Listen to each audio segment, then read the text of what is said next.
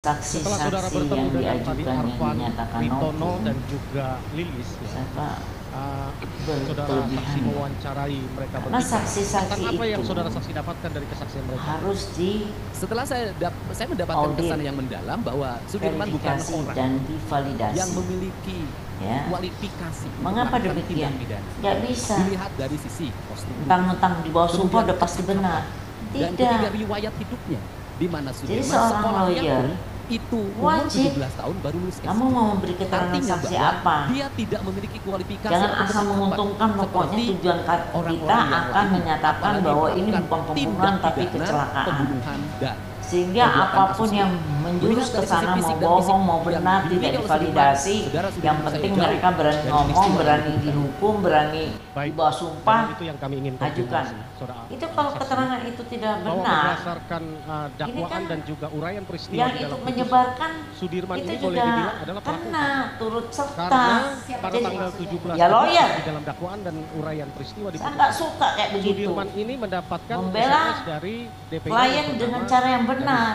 yang Dani dalam hal Dia ini udah pernah validasi nggak? aktif dan Keras sampai hari kalau ini sekarang. belum pernah dihadirkan Harusnya dan kan kita tidak lawyer bisa kan dihadirkan. lebih pintar. SMS-nya Dan pun kita yang bukti tanggal 17 lihat keterangan ini adalah benar sama atau PK tidak. kami persoalkan tidak Dia pernah mengecohkan Ah, semua publik dan sekarang ditambah lagi ada orang mau cari suara dengan cara-cara yang nggak benar ya. sependapat dengan apa yang Nah, saksi kemudian sampaikan tadi, untuk bahwa membuktikan, biasanya untuk seorang mengecoh, saksi, seolah-olah melakukan kecelakaan. apalagi di dalam Itu usaha hanya kita untuk berusaha, supaya tentu membangkitkan dia harus aktif netizen, untuk membangkitkan buzzer-buzzer, sehingga Selain yang sudah menekan disebutkan ada hakim. Dani, Saya melihat hakim sekarang disampaikan sudah seperti Masih ketakutan, berikutnya bukan dengan Sudirman, berarti tiga bukan orang. Masih ada terpidana 8 yang orang. takut. Ya, ada Iya, Peggy, hakim ada yang takut. Saya akan Andy, kemudian akan ada protes lainnya, keras. dan Kenapa lima hakim terpidana. takut? Sorry, enam Hakim terpidana udah lain di yang dalam kemarin tekanan dari lah. KPK. Buktinya sidang tidak tertib. Bahwa total ada Sidang 11. sidang Rasanya itu memang tidak tidak mungkin dihormati. dia proaktif Kenapa? untuk Kewibawan melakukan majelis hakim. Kesan apa yang saudara Kalau majelis saksi hakim di dapatkan bawah, ya terhadap tidak akan ada selain teriak-teriak. bahwa dia secara fisik Majelis tidak hakim dalam memungkinkan, tekanan. secara Saya protes keras. katakanlah Itu IQ-nya kan tidak memungkinkan, ketakutan apa yang saudara hakim. lihat? Dia tidak mungkin lakukan perencanaan itu. Orang yang memiliki kualifikasi pendidikan tidak bisa menyelesaikan bangku SD dalam waktu cepat. Biasanya dalam lingkungan hidup sosial, bukan orang yang menyuruh, tapi orang yang disuruh.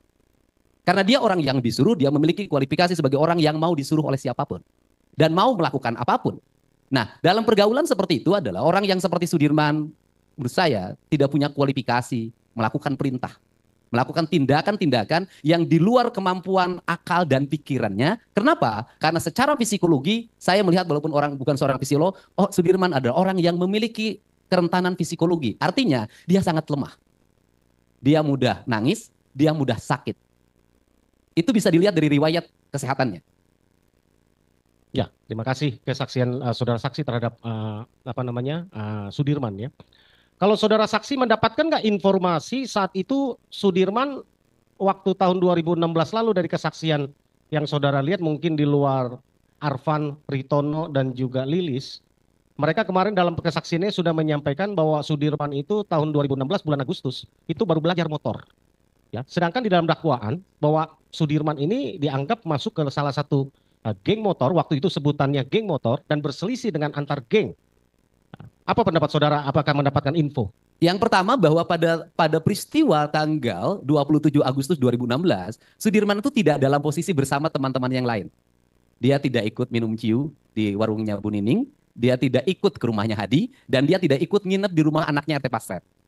Karena dia posisinya dia berada di depan rumahnya.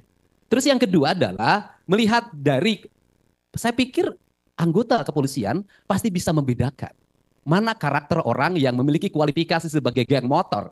Geng motor itu ada dua hal yang dia miliki. Satu, kemampuan berkendaraan bermotor. Dia mampu melakukan kecepatan tinggi ketika memacu kendaraan bermotornya. Yang kedua adalah memiliki jiwa sadisme. Dia sanggup membunuh, dia sanggup melakukan pengejaran pada orang, dan dia memiliki musuh. Kalau melihat postur Sudirman, riwayat hidupnya menurut saya tidak ada. Dia memiliki kualifikasi itu. Setelah itu kan kepolisian memiliki catatan. Polisi itu pasti tahu kelompok mana saja yang disebut geng motor, siapa saja nama yang tercatat. Apakah Sudirman ada dalam catatan di grupnya ekstasi? Atau di grupnya yang lain? Berarti bisa ditanya di seluruh geng motor yang ada di kota Cirebon waktu itu dan di Kabupaten Cirebon, apakah saudara Sudirman pernah ikut nongkrong bersama geng motor atau pernah terdapat riwayat dia melakukan tawuran dengan kelompok lain? Karena upaya pembunuhan biasanya dilakukan didahului oleh tawuran yang sebelumnya. Pertanyaannya adalah, apakah Sudirman pernah melakukan tawuran sebelumnya? Polsek pasti tahu. Baik. Ada informasi lain yang mungkin saudara saksi dapatkan selama mencari informasi tentang peristiwa Vina dan Eki ini, terutama terhadap kepribadian Sudirman yang saudara saksi dengar? Saya justru pada kesempatan siang hari ini saya meminta maaf pada Sudirman. Saya pernah menyatakan ketika berkunjung ke salah satu LP di Bandung, saya mengeluarkan pernyataan bahwa Peggy, setelah Peggy keluar vonis tidak terbukti di pra-peradilan, saya akan nyatakan bahwa Dani dan Andi itu tidak usah dicari lagi. Karena Peggy, Dani, dan Andi adalah produk dari karya ilmiahnya Sudirman. Saya berpikir pada waktu itu ketika nama itu dimunculkan oleh Sudirman ketika dalam pemeriksaan. Karena ketidakmampuannya menghadapi tekanan psikologi dan fisik. Tetapi setelah saya bertemu dengan Sudirman secara langsung, ketika Sudirman sudah bisa ditemui di LP Bancai kalau tidak salah. Ya. Kemudian saya bertemu dengan Sudirman mengatakan bahwa saya tidak pernah mengatakan ketiga orang itu. Tetapi Sudirman mengatakan bahwa ketiga orang itu ada berdasarkan dari apa yang diarahkan oleh penyidik. Untuk itu saya pada Sudirman, saya mohon maaf. Artinya bahwa ke-11 orang yang dituduhkan melakukan tindak pidana pembunuhan dan perbuatan asusila itu ada sebelum peristiwa itu ada. Saya katakan sekali lagi, orang filsafat pasti tahu, ke-11 orang itu ada sebelum peristiwa itu ada. Sama dengan barang bukti itu ada setelah peristiwa itu terjadi, begitu filsafatnya ya. Karena barang buktinya kemarin itu berupa bambu, baru dipotong pada tanggal 31 Agustus 2016, padahal kejadiannya 27 Agustus 2016. Kalau menurut saya barang bukti itu tidak ada. Karena yang disebut dengan barang bukti adalah barang yang digunakan untuk melakukan kejahatan. Sedangkan batu yang diperoleh menurut Sudirman itu diperoleh di belakang showroom yang diambil oleh polisi. Kemudian bambu juga disiapkan oleh polisi, gergaji. Jadi barang bukti itu bukan milik pelaku tapi itulah milik polisi. Baik, saudara saksi, kami mau lanjutkan pertanyaannya. Selain bahwa tadi saudara saksi mendapatkan informasi Sudirman adalah sutradara tadinya ya, dari semua sinetron pembunuhan Eki dan Vina, ya. Lalu saudara saksi pernah nggak mendengar tentang secara mental dan kelainan yang menimpa kepada saudara Sudirman yang saudara saksi ketika melakukan penusulan? Iya, kalau saya sih melihat bisa dilihat secara fisik. Sudirman itu orang yang tidak memiliki ketahanan fisik dan mental untuk menghadapi tekanan psikologi yang dia alami dan menghadapi tekanan fisik yang dialami. Ketahanan fisik dan mentalnya ambruk dan jatuh. Dan bisa dilihat, di saat yang lain masih bugar. Hari ini Sudirman jauh lebih rapuh. Artinya kondisi Sudirman sesungguhnya jauh lebih berat dibanding dengan terpidana yang lain. Dari mana saudara saksi melihat itu? Dari kondisi fisiknya, dari cara berbicaranya, dari sikapnya. Karena dia memiliki kemampuan di bawah kemampuan yang lain. Dan tidak mungkin orang yang memiliki kemampuan yang sangat rendah menjadi otak pelaku. Ya. Setelah melihat nih, sesudah bertemu dan sekarang melihat persidangan PK berjalan, kami ingin tanggapan saudara saksi terhadap Sudirman selain tadi adalah yang paling rapuh, yang paling berat menghadapi siksaan tadi, apalagi kesan, apalagi yang saudara saksi dapatkan terhadap Sudirman ini? Sudirman merupakan orang yang paling berat. Karena dia mengalami tuduhan yang berat. Dia mendapat prasangka dari terpidana yang lain. Prasangka sebagai orang yang seluruh ucapannya dan tindakannya menjadi alat untuk membunuh teman-teman. Prasangka itu akan melahirkan tekanan psikologi yang sangat tinggi. Sedangkan dia sendiri tidak memiliki kesadaran yang cukup untuk melakukan perbuatan hukum, beracara, menghadapi penyidikan, menghadapi penuntutan dan menghadapi penjara yang dia alami. Sesungguhnya Sudirman adalah orang yang paling rapuh di antara seluruh terpidana yang ada. Ya, Kalau itu yang saudara saksi sampaikan tadi, bahwa melihat rangkaian yang disampaikan bahwa lihat dari fisik, mental, tekanan yang dihadapi, bahwa dia bukan pelaku.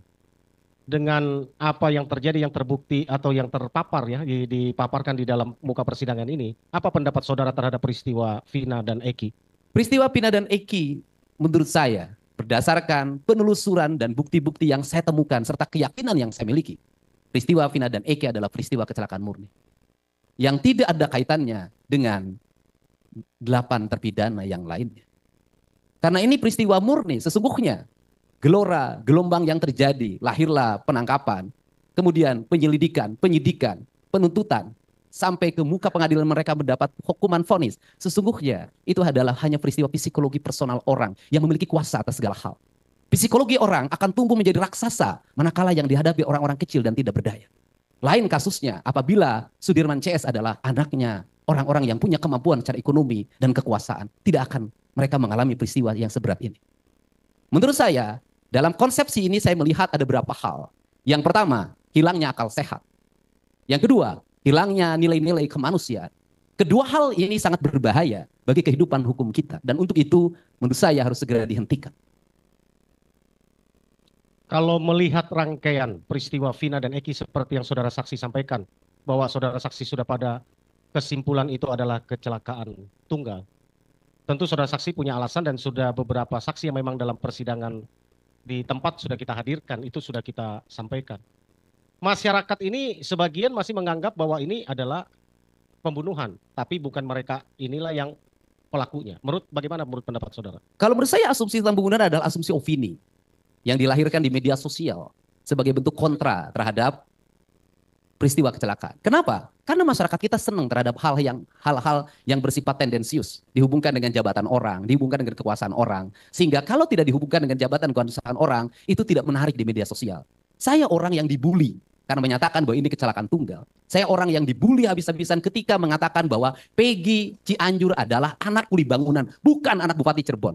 Tetapi bagi saya, kebenaran materi dan kebenaran formil serta kebenaran hakiki bukan mengikuti arus media sosial. Tapi kita harus menghadirkan fakta-fakta yang masuk logika masyarakat. Dan tugas kita sebagai tokoh masyarakat adalah mendidik publik agar ngerti masalah dan proporsi yang sebenarnya dan tidak masuk pada emosional, sensasional, mistis.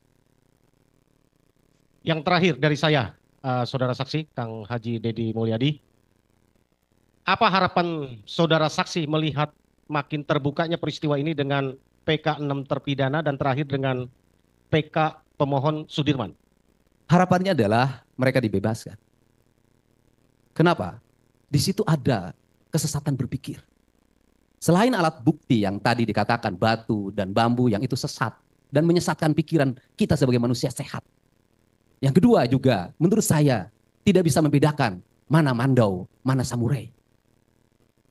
Dalam pengakuan saudara Ucil, yang dia bawa itu, yang disita itu adalah mandau. Di keterangan pengadilan itu samurai. Padahal kita tahu mandau itu senjatanya orang Kalimantan dan samurai senjatanya orang Jepang. Kan kita meletakkan mandau dan samurai saja sudah salah, padahal itu benda yang kasat mata. Apalagi kebenaran yang esensial yang ada di balik ini semua. Yang kedua, coba kita menggunakan logika.